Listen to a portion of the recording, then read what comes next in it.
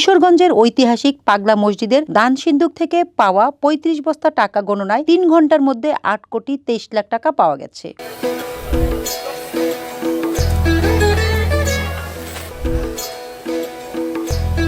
৩ মাস ২৭ দিন পর মসজিদের ১৩টি দান সিন্দুক খুলে মিলেছে ৩৫ বস্তা টাকা। সেই সঙ্গে পাওয়া গেছে বিপুল পরিমাণ বৈদেশিক মুদ্রা ও স্বর্ণালংকার।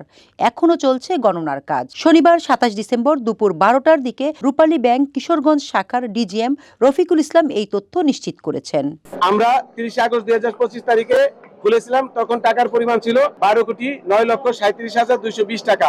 এখন ১০৪ কোটি টাকা রয়েছে। তিনি জানান, সকাল ৭টায় দান বাক্সগুলো খোলা হয়। পরে টাকার বস্তা ভরে মসজিদের দ্বিতীয় তলার মেঝেতে এনে সকাল ৯টায় গণনা শুরু করা হয়। সেই হিসেবে ৩ ঘন্টায় ৮,২৩,০০,০০০ টাকা গণনা করা হয়েছে।